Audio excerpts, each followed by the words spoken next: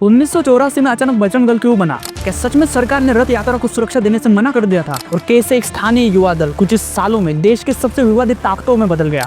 बजरंग दल की वो अनसुनी कहानी जो अक्सर हेडलाइंस में नहीं बताई जाती।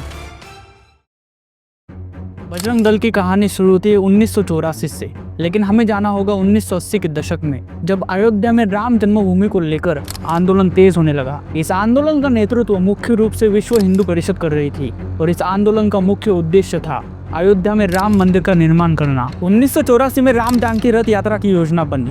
उसका उद्देश्य था धार्मिक आस्था के मुद्दे को जन आंदोलन में बदलना। लेकिन एक बड़ी समस्या सामने थी कि इतनी बड़ी यात्रा की सुरक्षा करेगा कौन, क्योंकि सरकार ने इस यात्रा को सुरक्षा देने से साफ मना कर दिया था। इस समस्या का हल निकालने के लिए 1 अक्टूबर 1984 को एक नए संगठन का गठन हुआ जिसका नाम था बजरंग दल। ये संगठन वीएचपी का युवा विंग बना जिसका नाम भगवान हनुमान के बजरंग रूप से प्रेरित था। आरएसएस की युवा प्रचारक विनय कटियार को इसका पहला अध्यक्ष बनाया गया। शुरुआत में बजरंग दल का काम रथ यात्राओं की सुरक्षा करना, सभा स्थलों का प्रबंधन करना और युवाओं को संगठित करना था। अगले कुछ सालों तक बजरंग दल सीमित दायरे में काम करता रहा, लेकिन 1989 के बाद आंदोलन ने राजनीतिक गति पकड़ ली। 1990 में स्थिति निर्णायक मोड़ पर पहुंची। कार सेवा का आह्वान हुआ। उस समय उत्तर प्रदेश के मुख्यमंत्री थे मुलायम सिंह यादव।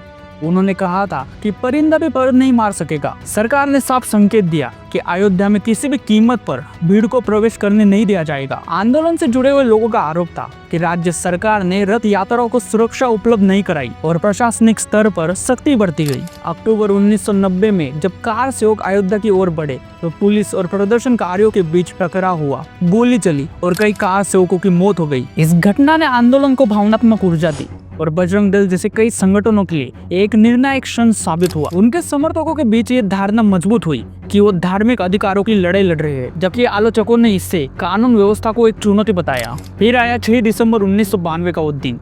अयोध्या में स्थित बाबरी मस्जिद के पास हजारों कार सेवक जमा होने लगे। मंच पर कई प्रमुख नेता मौजूद थे, जिनमें लाल कृष्ण आडवाणी, मुरली मनोहर जोशी और उमा भारती शामिल थे। दोपहर होते होते भीड़ ने ढांचे को गिरा दिया और देश भर में दंगे भड़क उठे। नतीजा, केंद्र सरकार ने कुछ संगठनों पर बैन लगा दिया, जिनमें बजरंग दल भी शामिल था। इस पूरी यात्रा में बजरंग दल के कुछ शुरुआती नेताओं में विनय कटियार का नाम प्रमुखता से सामने आया, जिन्हें बजरंग दल के संस्थापक चेहरों में भी गिना जाता है। बाद के वर्षों में अलग अलग राज्यों में अलग अलग संयोजक और क्षेत्रीय नेता उभरे। जैसे हरियाणा में सूरजपाल अम्मू बजरंग दल को संगठनात्मक रूप से और व्यापक रूप से राष्ट्रीय स्वयंसेवक संघ और वीएचपी की विचारधारा से जुड़ा माना जाता है, जबकि राजनीतिक स्तर पर भारतीय जनता पार्टी के साथ वैचारिक निकटता की चर्चा होती रही है। हालांकि ऑफिशियली बजरंग दल एक अलग संगठन है। साल 2000 के बाद बजरंग दल ने गौ रक्षा, लव जिहाद और धर्मांतरण विरोध जैसे मुद्दों पर अभियान चलाए। समर्थक इसे सांस्कृतिक और धार्मिक पहचान की रक्षा का प्रयास बताते हैं, लेकिन आलोचक कहते हैं कि इसकी कुछ गतिविधियां सामाजिक तनाव बढ़ाती है। 4 दशक बाद बजरंग दल सिर्फ एक सुरक्षा दल नहीं रहा, ये 90 के दशक की भारतीय राजनीति का